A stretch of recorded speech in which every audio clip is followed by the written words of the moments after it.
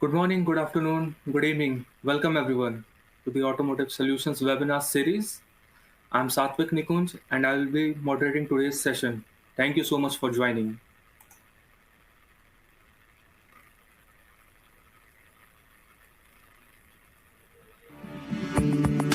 There are over 1.5 billion vehicles on the road today that all have something in common: the essential intelligence of S&P Global Mobility.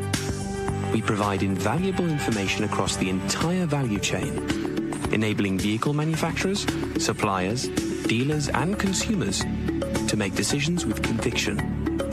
Our proprietary data is used to set pricing, plan future production, determine demand, and accurately predict make and model preferences. We give consumers powerful and intuitive tools to help them buy vehicles, understand what they're worth, schedule service, and decide when to sell.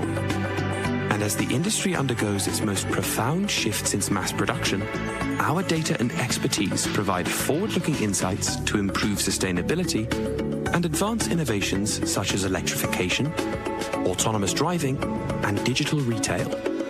The next chapter in automotive history is being written. Pioneering decisions are being made using the essential intelligence of S&P Global Mobility.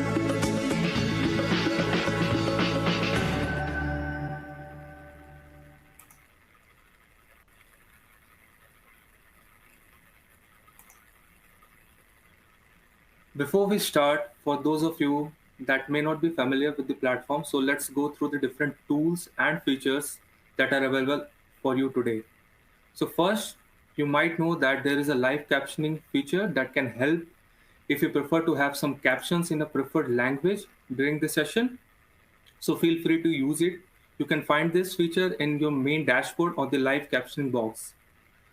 Apart from that, there are some different features available to you. We have Q&A box, of course. So feel free to raise your any questions that you may have during the webinar. We'll try to answer in the Q&A session in the end, but please do not wait for the end to raise the questions. So this way we can ensure to tackle most of your questions at the end. And if not, we'll get back to you post sessions following in the following days. Next, you have feedback box available to you. So feel free to share your comments and your evaluation of the session today. And then you can also have access to the resources. The deck that will be presented today is available under resource list for download in PDF format. Moving on, now a brief information about the mergers that happened earlier this year. Of course, you might have seen that we no longer brand ourselves as IHS Market because we now have merged with S&P Global, and for that very reason, you will see some different naming and different tools that will be made available for you. So essentially, what does it change for us? We are now part of much bigger organization. Our combined capabilities will certainly help us to provide more insightful data and information to support your business and decision-making process.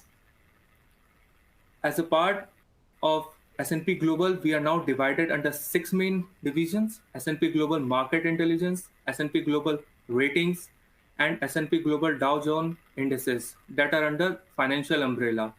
Then we have S&P Global Commodity Insights on the energy side, S&P Global Engineering Solutions, and last but not the least, S&P Global Mobility. So S&P Global Mobility include all our automotive solutions. This is essentially our legacy IHS Market business on the automotive side, which is now rebranded as S&P Global Mobility. So within S&P Global Mobility, we provide in three main areas of essential intelligence. First one is strategy planning and products. This is all our forecasting solution as a part of the planning solutions division, with more than 30 million lines of forecast data updated monthly. Second, we also have solutions on the new vehicle sales and marketing with more than 40 million new car offer mailing per year. and then the used vehicle sales and services. So you might know the Carfax product, which is very well known, especially in the US. But this is just one of the business with more than 28 billion vehicle history record that has been captured. Now moving on. So for today, as I was saying, we have a very rich agenda and insights to share about electrification landscape in APAC region. Our speaker today is Andres Davis, Executive Director, Medium and Heavy Commercial Vehicle. He leads the global truck research within S&P Global Mobility. He'll share his insights and electrification landscape in APAC region, what are the challenges and where the market is moving going forward in this decade. So without further ado, I will now hand it over to Andre. Thank you very much, Satvik. It gives me great pleasure to be able to spend the next 50 or so minutes with you here today.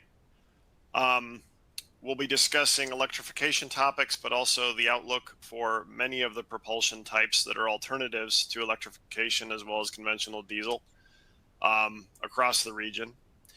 And after the main body of the presentation, we'll have a question and answer session, as my colleague mentioned, which Satvik will moderate, and we'll try to answer any questions during that time.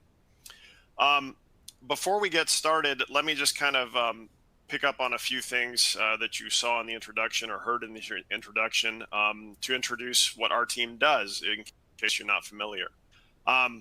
Earlier, we mentioned that one of the missions of S&P Global and certainly S&P Mobility is to support better decision-making in the transportation industry. And that's certainly what we aspire to do ourselves. Our clients include many of the manufacturers, suppliers, financial companies involved with the same, and other stakeholders in the transportation space.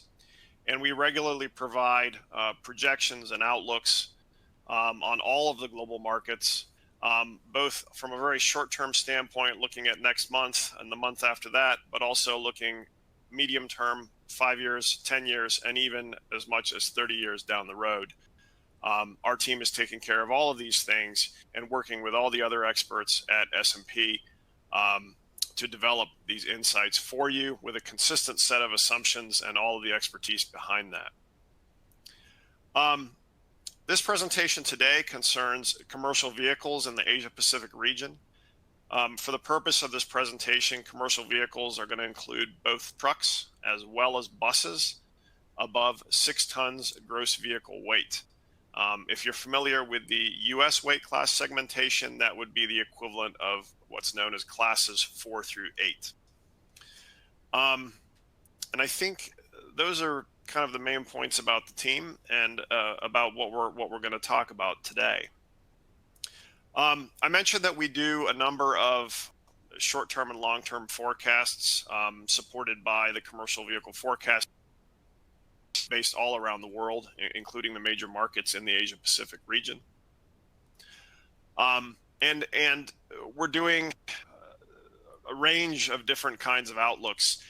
This slide here is one that's drawn from our sort of longest forecast that we do out to 2050. This is the so-called renaming the truck work that we do, trying to describe the long-term impacts of the current energy transition.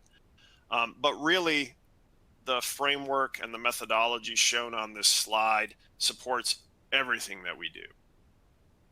And as you can see here, there's really four blocks on the left and the explanations are on the right. But what all of this really refers to is some of the major drivers behind our forecast.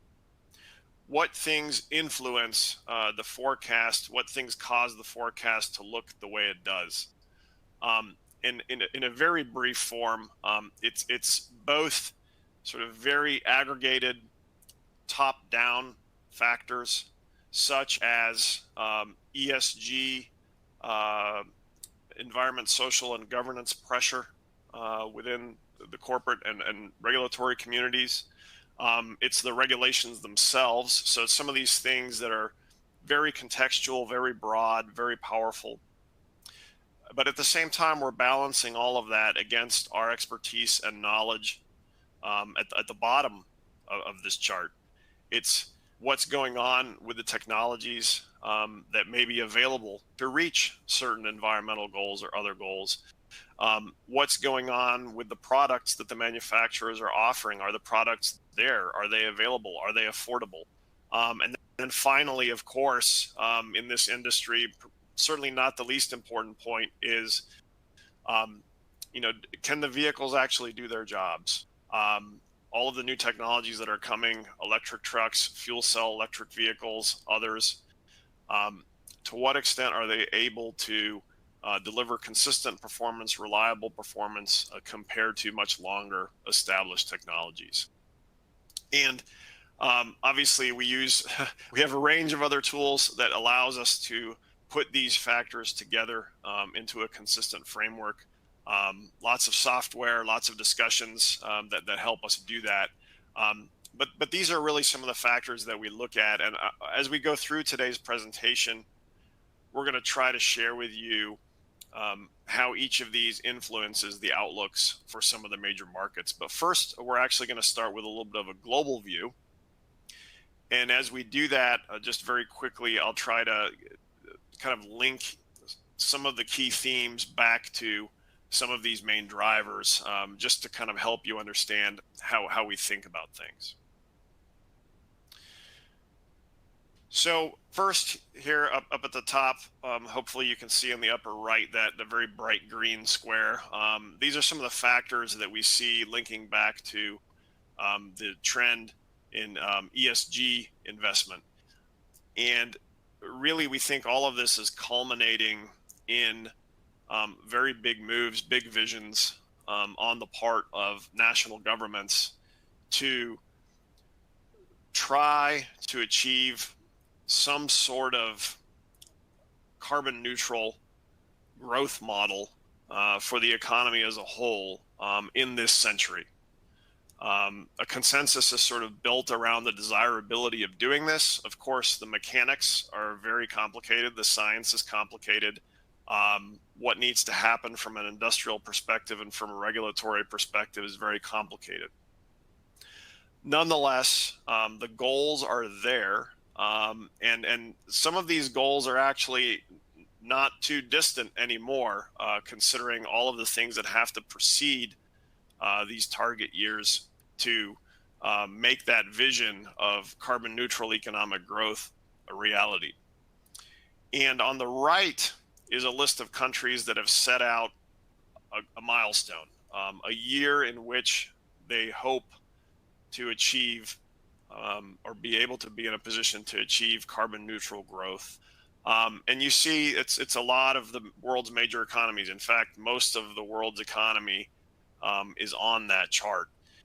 Looking at the 2050 list, you see many of the region's countries, starting at the top, just going in alphabetical order. You see Australia, Japan, Malaysia, New Zealand, Singapore, Vietnam. In the next column over, Indonesia, mainland China. And then finally, in the next column, just 10 years later, you've got India and Thailand. So really the major economies are all striving towards this type of economic model and bringing to market all of the technologies needed to make this happen. And just to kind of look at things another way, obviously these goals are still somewhat far away, 3 decades or more. But there are already things that need to be happening now that will be happening this decade. The graph on the left kind of highlights a little bit of that.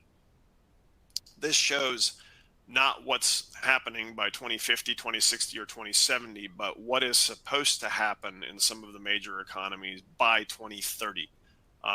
How much are carbon emissions supposed to be reduced relative to a base year by 2030?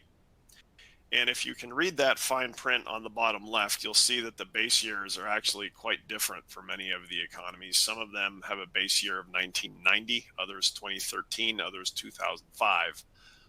The details are really less important, though, than the size of the reduction being aspired to consistently across all of the economies, and very, very clearly, these double-digit reductions are not insignificant. They're going to be difficult. They're going to require quite a significant transformation. And as we kind of think about policies that are being implemented across all industries, but specifically ours in transportation and trucking, bus transportation, they're kind of building up to trying to achieve this goal. And as we go and do our forecast, we're tracking implementation plans, how things are being operationalized, what kind of money is being put behind these efforts, and how does it all work together? For example, are there impacts if a railroad is being supported or developed? What does that have to do with trucking? Similar, with other transportation types and other things like that we're looking at as well. So another factor is obviously the regulations themselves. We get away from visions, but we want to also look at real facts on the ground, things that must happen, not things that we want to happen, but things that must happen. And one way of tracking things that must happen is to look at two types of regulations in particular. One of them would be the regulations that have existed for a very long time in diesel transportation around air quality, specifically addressing particulates and nitrogen oxides. Those standards, they're shown here, all expressed in terms of the EU or the European kind of Euro standard, but every country has their own version, which is kind of also shown here. And in addition to that, countries have also been pursuing fuel economy requirements, which in a sense are more directly related to CO2 emissions per se. And this broader picture together, because it is it is shaped by air quality concerns, but it's also getting a lot of support and stimulus from the larger effort to try to achieve carbon neutral growth. When we sort of look at the progress that's being made in these areas, it's fair to say that the pace of change measured in this way also serves as an important background factor for the pace of change that we're likely to see in the adoption of alternative propulsion technologies in the commercial vehicle space. And in the Asia Pacific region, what's really more remarkable today in 2022 is the share of the market that's already represented by a very high or a very demanding emission standard, I should say. That's really the equivalent of Euro 6. We see India has 6. We see Japan already at that level. We see China now having adopted the China 6B standard. We see South Korea. So many of the large countries are already at a very level of emission requirements. And when we look across the region and look forward, it's only going to become more so. Those countries that are not sort of a Euro 6 equivalent level today will either become Euro 6 or get very close with a Euro 5 type standard by the end of the decade. And the ones that do have Euro 6 today are probably going to move on to something else. They're expected to move on to a Euro 7 equivalent, getting even tighter, even tougher to meet. And obviously in parallel and behind this, we also expect to see support for tighter fuel economy requirements, as well as various kinds of incentives being provided to manufacturers to sell other clean vehicles, including battery electric vehicles and fuel cell vehicles. So I think although this particular chart focuses on one kind of emission requirement, it does really represent the commitment of the governments and the momentum behind the energy transition in many of the markets of the region.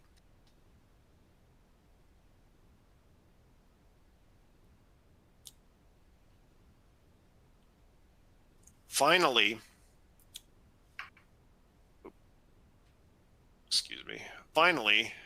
we would like to take a look at the vehicles themselves that are available, the maturity of the technology, and the suitability of the technology for the jobs that they need to do. Those are those other boxes, kind of the blue, green, and the blue that you can see here. So referring back to that first framework that I shared with you. And in this case, this slide here actually talks about fuel cell electric vehicles as opposed to battery electric vehicles. But I think the real takeaway is that layered on, kind of beneath the government goals, beneath the regulations which say what has to happen, again, then when we really try to project that path, which technology is going to be the winner here and there, then we're really having to go and examine how many vehicles are available, in what sort of weight classes are they available, what types of vehicles are these, who's offering them, and what numbers, what's the production capacity. All of these questions need to be answered. And one of the things that really stands out today when we look across the world is that battery electric technology is a little bit ahead, a little bit more mature compared to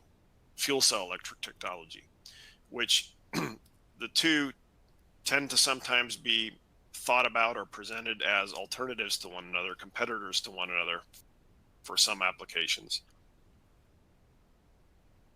And when we've gone and done this product-based analysis, is that although there are fuel cell electric trucks in the market today, for example, available in Korea or in some European countries, obviously in mainland China, in the APAC region, the availability is still rather limited.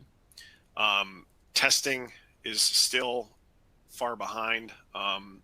Fleets understand the technology less well on a large scale, generally speaking. And so when we're sort of thinking about some of these trade-offs, what might be more suitable for which application, the other factor that's playing in is just how available those vehicles are. And for now, we're seeing battery electric vehicles having a little bit of an advantage, just in being more present in more markets with more infrastructure relative to fuel cell electric vehicles for the time being. That's obviously that first point on this slide. Other things that we continue to look at is total cost of ownership, very important for the private fleet customer, as well as refueling infrastructure, which I just mentioned. In terms of total cost of ownership, the one thing I would say on that, and this really goes through all the forecasts that we're going to share for all the regions. We've constructed a sort of comprehensive ownership model for all the major markets, starting with purchase cost, but looking also at things like vehicle financing, vehicle maintenance, expected life cycle, residual value at the end of that life cycle. Also very important, obviously, the energy costs themselves, where we've been able to draw on the expertise of our energy team, looking at things like local electricity prices, likely prices of hydrogen locally, local natural gas prices when we look at alternatives, and really been able to bring all of that together and compare and contrast to try to see which technologies have the advantages. That concludes the introduction to methodology, sort of how we think about things. In the next section, we'd like to show you what we think. And we'll start with our latest published outlook, showing, this is drawing on our so-called engine production data set, but it's really a propulsion forecast mapped to the production forecast. And because it's global, because we cover 95% of global production, on highway global production, truck and bus, when we add it all up, we can sort of see what's going on in the world today and what we expect to be going on in 10 years. And there's quite a contrast today between what's happening in trucks and what's happening in buses. This chart shows the data for both. Obviously, 2020 and 2021 are real, actual data, whereas the other years are projected, including 2022. And it's really quite striking. And this includes everything. This includes, obviously, trucks and buses, but all markets, not just Asia Pacific, but all markets, also including North America, South America, and Europe, Middle East, and Africa. We see globally that diesel and gasoline together still represent about 95% of the propulsion choices in a given year's worth of truck production. The other 5% are made up of a combination of natural gas and electricity, and natural gas is around 3% or so, leaving the rest for electricity, just to kind of give you an idea, and a small amount of fuel cells, how small that segment is right now.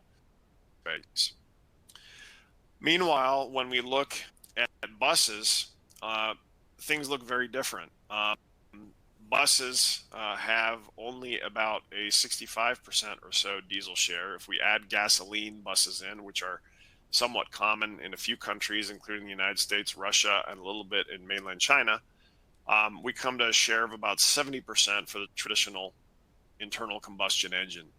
The rest is somehow alternative propulsion, being either natural gas, you can see about 5 percentage points there, but then also a very, very large share already today of electric buses. And we'll go and have a look later at the regional breakdowns, but and there is one market in particular that's driving a lot of that electric bus volume, but it's really it's not just that one market. We are seeing electric bus uptake accelerate in many of also our medium-sized markets around the world already today, in places where operators and regulators have made that a priority. So it is a very different picture. As we look ahead to 2030, we expect buses to remain dominated by alternative propulsion. We expect the share of alternative propulsion vehicles to rise in the bus space, but we don't think that the internal combustion vehicles are going to completely go away. Even in markets that are heavily dominated by alternative propulsion vehicles, we still think there's going to be a small share that remains ICE. And then, of course, we have many markets around the world that are slower in the transition that are going to keep that share, we think, is still kind of in the 60 to 65% space. On the truck side, which has been slow to adopt alternative propulsion, we do see significant progress happening in this decade. Some of that globally is driven by mandates and other regulations being established in places like the European Union as well as the United States. But this growth will also be driven by markets in the Asia Pacific region, which we'll look at in a second. We think natural gas is going to gain slightly. It is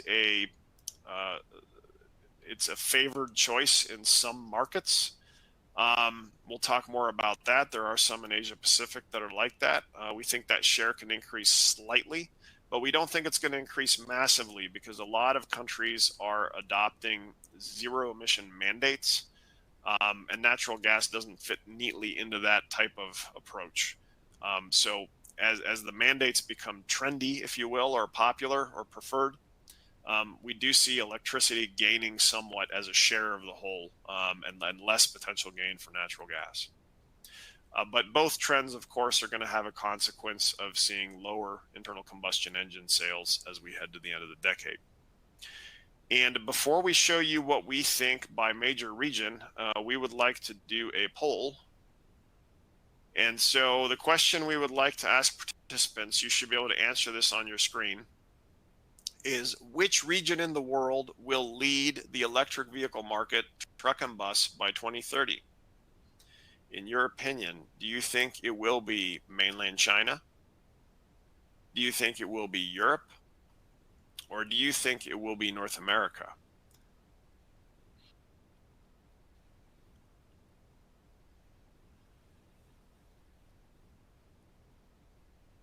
I'm going to give you just another minute to answer that.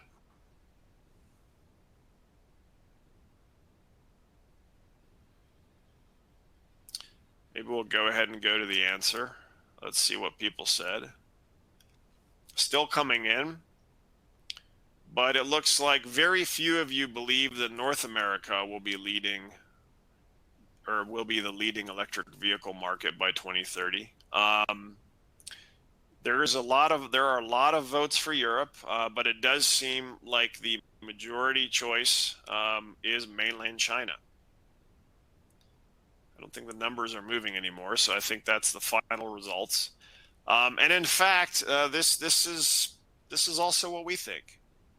The slide that you see here shows our forecast in 2030 by propulsion type for the major regions. You see Greater China there in the middle with an expected electric vehicle share of 15% in 2030. And that leads actually Europe with its expected share of 14% to the left.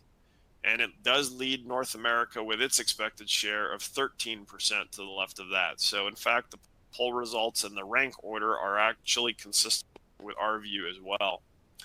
And within Asia Pacific, obviously you can see from this chart, we believe China will be the leading market for alternative propulsion vehicles. Having said that, though, there are some other stories here.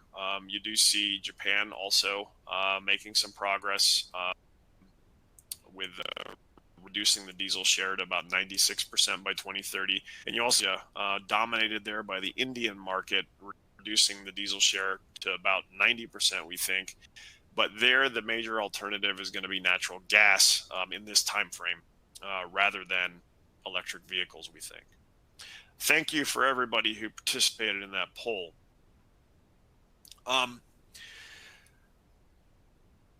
This chart here and the next one, they just show a little bit about what our expectations are by fuel type. This chart shows battery electric vehicle expectations. The following chart shows fuel cell electric expectations by country within Asia Pacific. And what this really highlights is that we think that the performance of the region it will depend on a few specific markets having a very bold development with a particular technology, whereas those same technologies may be less preferred by some of the others in the region. And what this really highlights is just the diversity of needs, of use cases all across the region, really, and the structure of the industry across the region, which is very individual in each case. So just very quickly, the battery electric truck production is expected to increase most in mainland China, basically because the government is making it a priority.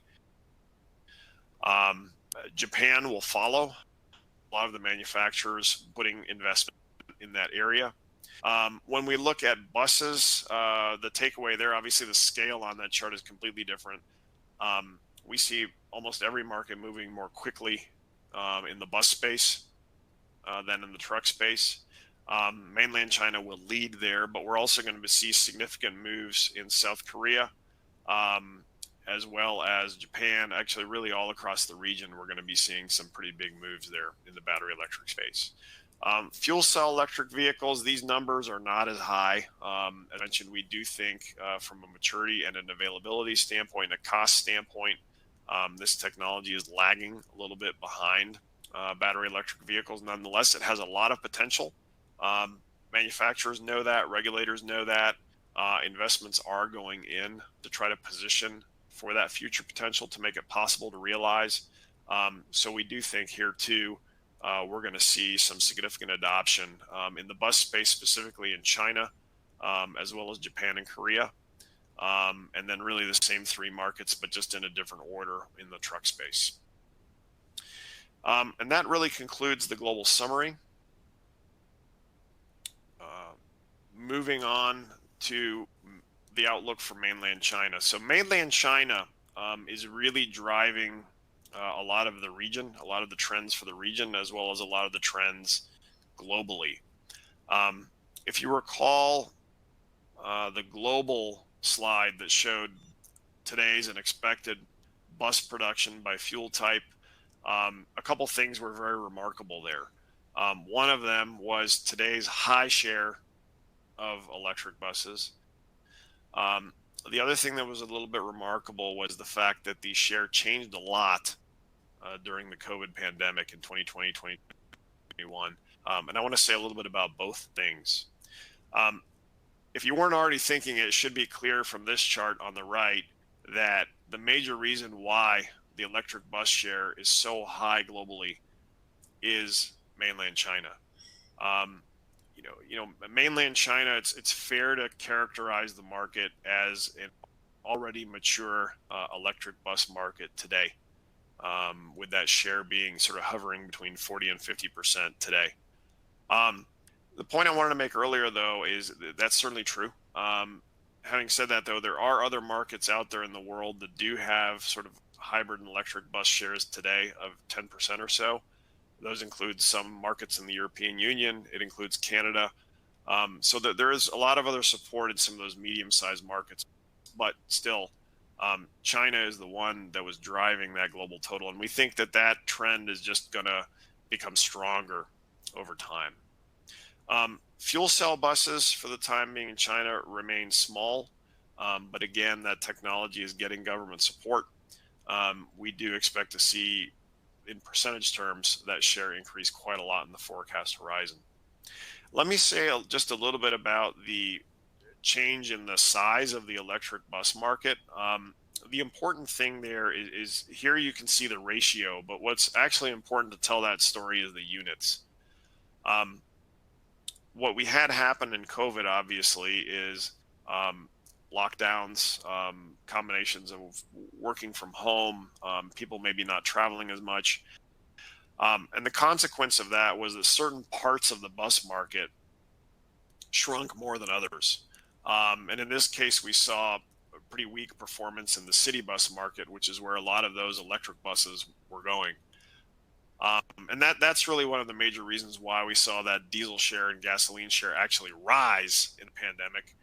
But we are starting to see that trend reverse a little bit, and we expect it to reverse completely as we get to the middle of the decade and obviously end up with a higher electric bus share at the end.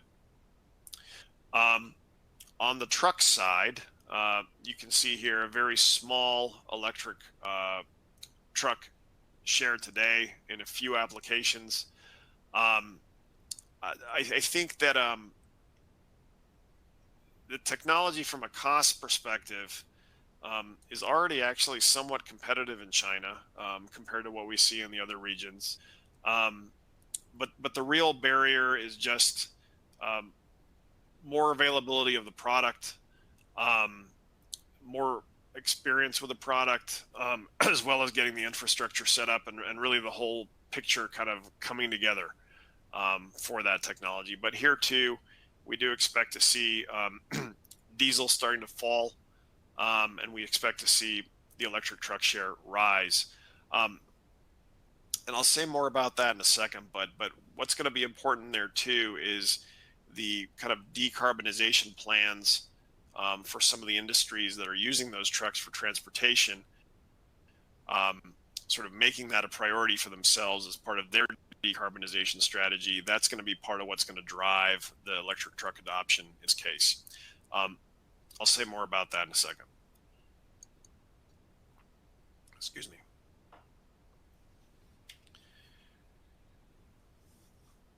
Okay. So, and I think this chart actually, I think, adds an important element to the preceding chart. The headline says battery electric vehicles it's a policy-driven market, and that's really a very important point behind our outlook. I mentioned that in the electric truck case, the decarbonization strategies of some firms are going to be important. I think, said another way, our forecast for China, which is again very ambitious on the bus side, a little more cautious on the truck side, what it really rests on is this declared goal of public fleets to become sort of or fully adopt new energy vehicles in the middle of the 2030s. We see the need for these fleets to electrify as being the primary driver. And as it happens, that's going to affect a lot of the buses, but not as many of the trucks. And so you see here that when we sort of build our forecast up that way, we come to this kind of volume of around 200,000 vehicles a year. Remember, China in a normal year might be a million units. Obviously, recently it's been much more than that, almost 2. But thinking about it in a normal year, that could be maybe a fifth of the market sort of being electrified or somehow made cleaner, if you will, BEVs, fuel cells, and PHEVs through this type of policy. But this influence, this particular shape to the forecast, this really explains that distinction between the trucks and the buses as we see it. On the truck side, the volume that is there, it's low, but we are actually seeing some of it go into heavy trucks, which is a bit of a contrast compared to what we've been seeing in some other countries. And it's being enabled by the emphasis that producers in mainland China are putting on battery swapping.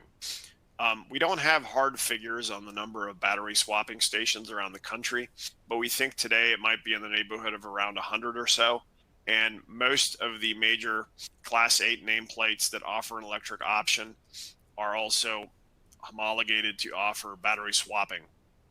And this feature is one of the things that might make these vehicles attractive for certain industries looking to decarbonize. Perhaps the industry itself has some severe challenges to moving fast to decarbonizing, but the transportation element of that industry might be more quickly decarbonized in this way. And again, that's that driver that we see behind truck electrification in mainland China. Just a couple other points. Obviously, that's not all that's happening. It's not just the goal of having carbon neutral growth. It's not just the strategy for new energy vehicles and public fleets. There's a much richer set of goals, guidelines, regulations, aspirations.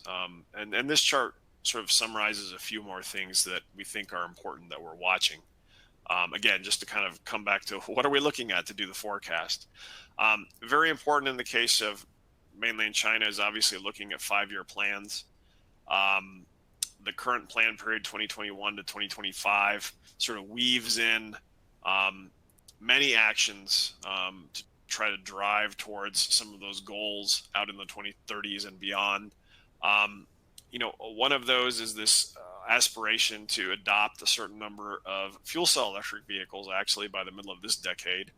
That number 50,000, by the way, includes all on-road vehicles. It's not just medium and heavy trucks, but just to give you an idea of the size of the initiative. And then also right now we're in a phase of seeing demonstration projects in the fuel cell space spring up, helping to drive a little bit of volume, but more importantly, to create learnings and set the stage for faster growth later, just to point to a couple things. Finally, how does all that fit together? I think we've looked already at the outlook for battery electric vehicles in mainland China. I think we looked at the fuel cell volumes as well, but in this case, here's the fuel cell volumes for all of the vehicle types in one place. And you see here, we're now in this demonstration phase that's supposed to last for the next couple of years. We see that as creating the track, if you will, or the runway for further growth. And we expect to see, particularly in heavy commercial vehicles, good opportunities for fuel cell electric vehicles in China. We expect to see annual volumes in the range of healthy sort of 5-figure type numbers by the end of the decade. Right now we see buses actually ahead. We think buses are going to fall behind heavy trucks, but again, start to get close to something like 10,000 units a year by decade's end. The only place where we see the development being a little slower, we think, is in medium duty space. But again, that's just because in that case, electric vehicles may be a very attractive alternative also in the long run.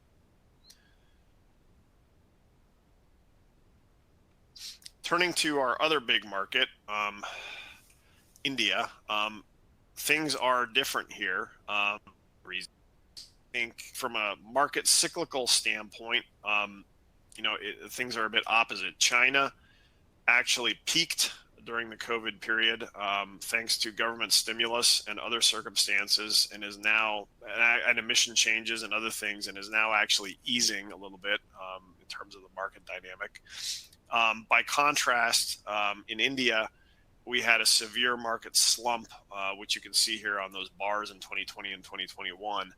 And so we're expecting, and we are seeing, a very rapid recovery at this point. And you see very sharp growth certainly in 2022 and 2023.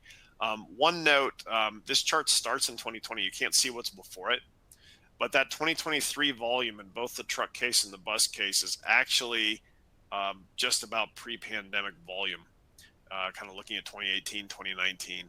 And so if you're wondering what justifies this growth, a lot of it is just sort of recovery to normal. And that sort of fundamental growth that's driven by more need to move people, more need to move things. That's really what you're seeing from 2024 to 2030. Those growth rates here are much more modest, and they're very achievable, we think, looking at the size of the economy and the expected future size of the economy. One note on that dip in 2026, that's related to a discussion that we're having internally around possible dynamics around the next emission change to BS7. That dip in our next forecast may end up being a little later in the decade, but just so you know what that is, that's based on that discussion around potential BS7 time.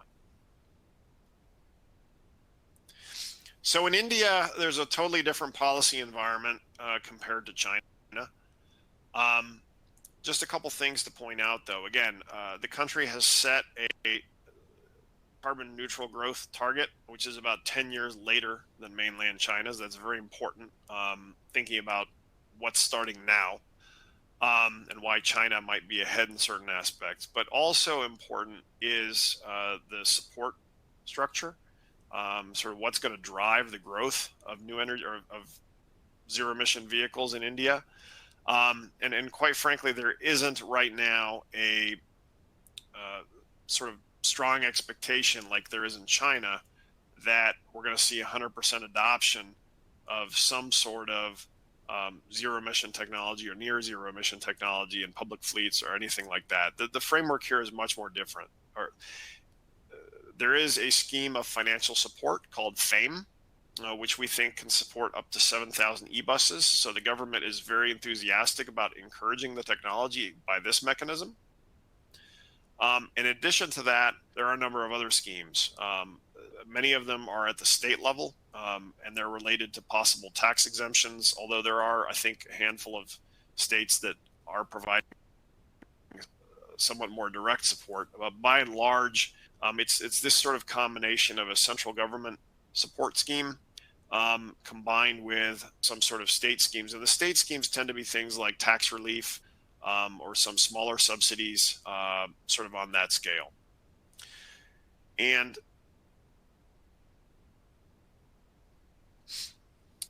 when we look then, the picture is a bit different. On the truck side today, the electric truck percentage is nearly zero.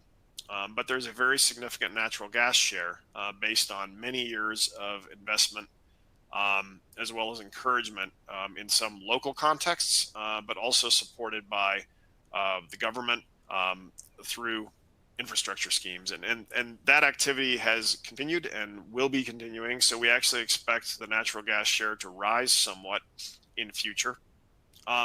Meanwhile, on the bus side, that's where we're starting to see some electric vehicle volume already today. It makes a lot of sense if you look at the sort of operating cycle of an electric bus and what's required from an infrastructure standpoint.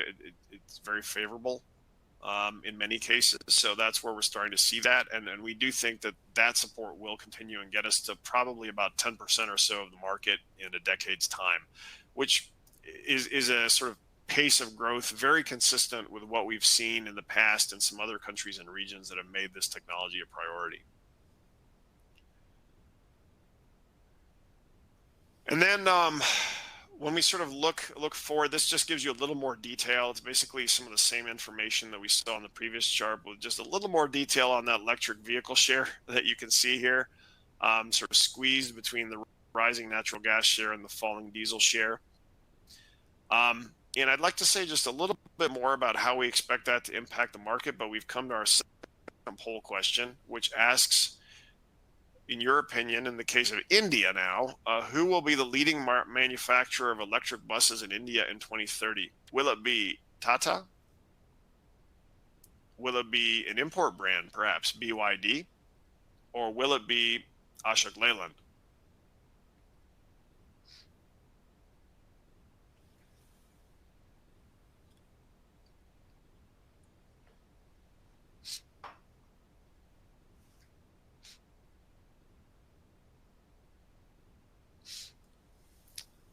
And looking at our poll results, the dominant answer is Tata, followed by BYD, followed by Ashok Leyland.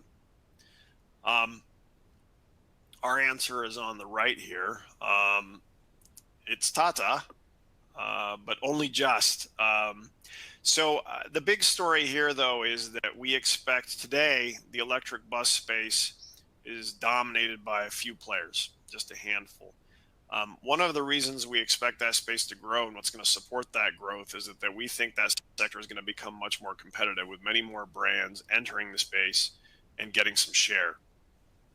And you see here our expectations for BYD are certainly behind Tata, and then Ashok Leyland is obviously behind BYD. So again, rather in line with the poll results.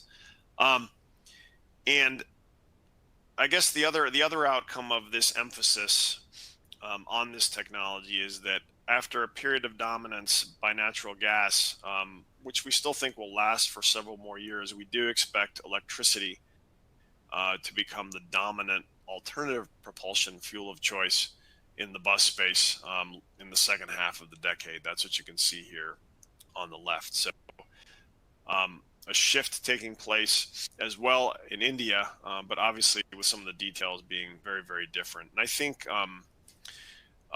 there's a lot more that we could to say on that. But I think just one other aspect worth mentioning is perhaps the kind of unique scheme in terms of trying to make in terms of how the tenders are presented by the Indian government, with many of the bus fleets being in fact public fleets. Some of those tenders are presented in a way that's very different from what we're seeing in a lot of the other regions, where the costs that are basically being presented are sort of per mile costs, which the fleets then pay back to the manufacturers. And it sort of changes, I think, some of the dynamics and some of the math compared to what we've been seeing in some of the other regions. Anyway, that's something we could come back to maybe in Q&A. But I think just very quickly here, let's look at the rest of the regions here. So we've sort of seen a pretty sharp contrast there between mainland China, which we think is going to be one of the world's leading electrifiers, in India. What's going on in the rest of Asia? Just very quickly here. So looking at the rest of South Asia, we see dominated almost entirely by diesel. Most of these countries are areas that don't have their own manufacturers, or they may have some sort of assembly operations, but not necessarily their own OEMs. They depend on imports, and they obviously have different circumstances locally, economically, in many, many other ways. But the outcome has been today that we've not really seen any alternative to diesel come in, not gasoline, not natural gas, certainly not electricity. And we expect diesel to remain dominant by the end of the decade, still in many of these countries. Having said that, though, as in the case of India and really almost everywhere else, we are seeing inroads of electric vehicles in the bus space already today. You can see that here on the right-hand chart. And we do think that's going to remain the case with certain urban areas for test reasons, for air quality reasons, for a range of reasons, beginning to adopt electric transportation today and somewhat more in future. The next chart shows a little bit of detail, a little bit more nuanced, not quite by country, but you've got Australia on the left. You've got ASEAN on the right, and you can see a little bit we expect to happen from a percentage uptake perspective. And really what's interesting here is how small the units are, first of all, but then also the contrast in the percentages between Australia and ASEAN. So in ASEAN, we expect the share of electric buses to rise, but it's rising from next to nothing to about 3%. Meanwhile, in Australia, already this year, we expect to get to something like a 15 to 20% share of electric buses. We think that's going to rise further, possibly to somewhere between 30 and 35% by the end of the decade. But here again, you sort of see some of that contrast, even elsewhere in the region that we're seeing, and that sort of sits behind some of those numbers I showed you on the earlier chart. We're getting very close to the end of the scheduled time, so I'd like to just comment very briefly on finally Japan and Korea. Japan is interesting. Japan has some of the world's leading producers, has some very great product development engineering initiatives, and they've got fairly ambitious targets for achieving carbon neutral growth as a country. They're on that 2050 list, if you recall from the beginning. Having said that, though, Japan is choosing not to adopt sort of stringent mandates in the way that we're seeing in some other parts of the world. For example, in the state of California and here in the United States. But they do have goals that they would like to achieve, and some of those goals are listed here. So for sort of lighter commercial vehicles or medium commercial vehicles, they're aspiring to have a share of around 20 or 30% of vehicles electrified by 2030. These same vehicles are supposed to be either fully electrified or at least running on decarbonized carbon neutral fuel by 2040. Heavier vehicles will be running a little bit behind, again, because the demands on the vehicles are greater. The technology is maybe not quite there yet. Maybe it's not practical yet. But these goals are still being set, but there are some ambitions already for the 2020s. And when we sort of look at our forecast, those of you who are familiar with our numbers, you will see that the numbers for production by Japanese manufacturers in Japan are much more conservative. And this framework really explains a little bit why. And also, obviously, the export focus is very important. Some exports are going into markets that are electrifying aggressively, but others aren't. And so all of those factors are sort of influencing that outlook for Japan. I think I'll go ahead and go to the conclusion now, and we'll try to take just a handful of questions in a minute or two or three remaining. But really, in conclusion, is countries in Asia Pacific have set out long-term carbon reduction targets, and those targets are beginning to drive the industry. Some of those targets are still far away, so the pressures on the industry are not immediate, but nonetheless, they're there. China is definitely going to be a leader. As I said, we think so. The audience thinks so. We believe that that's true. Electrification in India will happen, but initially it's going to focus on the bus space. And the other countries in the region are probably going to be smaller contributors to the overall electrification picture. A couple other comments. Fuel cell electric vehicles, they have been gaining some in mainland China, but we are also going to be seeing activity in the fuel cell space by manufacturers in Japan as well as South Korea. And then the last note is really on internal combustion engines running on hydrogen. This is an emerging technology as well. It's been something that's been worked on, researched, and discussed for many years. We're now starting to see some of the first prototypes, first actual vehicles planned coming with these types of engines. And in the Asia Pacific space, those are going to start, we think, in mainland China. And they're right now not neatly fitting into any of the sort of regulatory frameworks and support schemes really anywhere in the world. But if this technology is a success from a technical standpoint, it could become a very attractive option for reducing carbon emissions in many places, although it is not a true zero emission technology, at least not on its own. Perhaps with a broader lens, it may be, but nonetheless, this is also something we're watching, and in the Asia Pacific space, we think it's first going to come in the case of China. And that really wraps up the main body of the presentation, but it leaves us with just a few minutes here for a few questions. I see some questions have come in, but I'll turn to my colleague Satvik, who might help us go through them. Okay. Thanks, Andre. That was very insightful. So, looking at the time constraint, I think we can go for one question. So, I would like to start from your talking point on Indian market. So, as you explained, that natural gas will be a good alternative for trucks in India. So, why there is no electrification for trucks in India as you can as compared to other regions globally?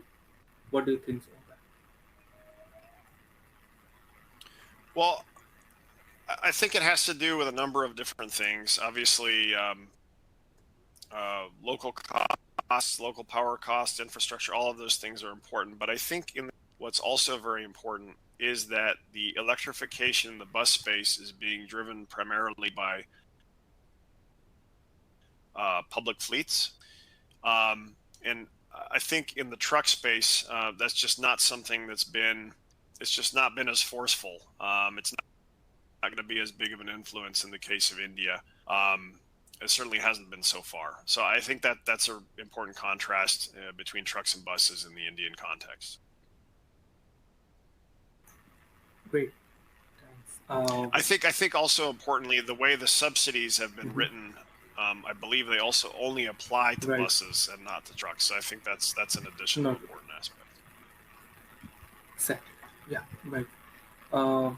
Maybe one more question we can go for China. So, why in China, why the BEV ratio is not high enough, but on the conservative side in our data? Yeah. So this is a question. I mean, it's a question everybody wants to know, right? This transition is so important for everybody in the industry. Everybody wants to know. You've got your forecast. We've listened to you. Thank you very much. What are the chances that you're too high or too low, right? And so, in the case of China, I mentioned that our forecast is sort of heavily built up around the ambition to electrify the public fleets, and that gets us to that sort of 200,000 type volume, which is around a fifth of the kind of normal market size. It could be higher, right? And I think an assumption that we've not made is around a strong push by private fleets. And we have a lot of reasons why we haven't made that assumption, but I think if we were to see private companies making decarbonization a very big priority, and then that could potentially move the needle on the rest of the market as well. But just for now, we don't really see the evidence of the cause to include that type of big move in the baseline forecast. Thanks. Thank you. So I think we are already at the top of the hour. So thank you everyone for joining. I hope you have an insightful session today. We'll stay in touch about the questions that we are unable to answer in the session today. Yeah. And please give us the feedback about the session via the survey that will follow. I'll just take one more minute to highlight the next webinar that will be on 28th of June. And so we'll be hearing from our colleagues in the aftermarket division. I would encourage you to join that session. That will be for sure very interesting as well. So thank you again for joining the session. Let's keep in touch offline to answer the questions. And I wish you a good day. Yeah. Thank you. Thank you very much.